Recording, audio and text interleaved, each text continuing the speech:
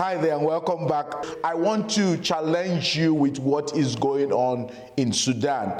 As I'm recording this, which is about 1 week before it is broadcast, there is a serious military conflict going on in Sudan, especially in Khartoum, the capital. Now, fighting is between the Sudanese army and the country's biggest paramilitary group, known as the Rapid Support Forces, or RSF, with these two men at the heart of it. The head of the army is General Abdel Fattah al-Burhan.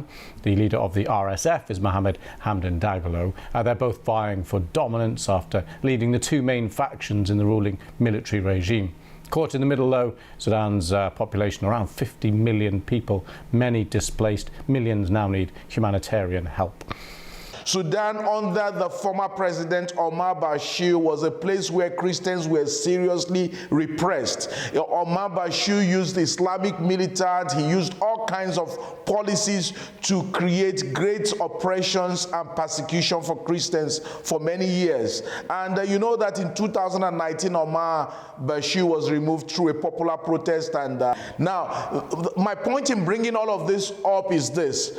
This thing might look like a physical conflict. I don't know where that war would be by the time you're watching this, but the real war going on in Sudan is the conflict for souls. Sudan is a country of about 46 million people, and up to 44.4 million of those people are unreached. That means they come from ethnic groups where little or no gospel has been given to them. Imagine that we have 44 million people, many who have not had the opportunity to hear about Jesus Christ, even worse. That is the conflict. The devil wants to do anything, create any kind of situation in Sudan to keep the gospel from getting to those who need to have it. He wants to do anything possible to oppress and repress Christians, but you can't keep the gospel down. And that's why I'm bringing you this challenge. In this country where there are about 91% of the population who are Muslims, where those who are Christians, all of the people called Christians are about 3%, and only about 0.8% of these people are born again.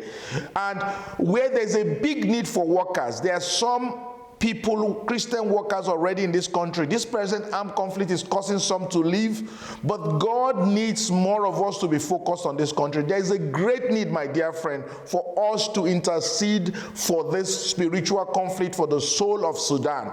I want to invite you to put Sudan into your prayer list, to pray for Sudan. Pray for an atmosphere that will allow the gospel to just flow. Pray that this present conflict does not lead to a new government that will further try to hinder the gospel. You know, when the government changed in 2019, there were policies that were changed after Omar Bashir that kind of on paper allow for greater freedom for Christians, but the general attitude has still not changed. There is a real conflict for souls in Sudan. Would you please join me? Use the contact on the screen if you feel God is calling you to pray, to give, or to go, and you want to be involved in the conflict, spiritual conflict for the redemption of Sudan. God needs more people that will pray, more people that will give, more people that will go. There are laborers on the ground. There are missionaries who need your support, who need your prayer, who needs your money, who needs other people to join them. Why don't you become part of those who would partner with God for the liberation of Sudan?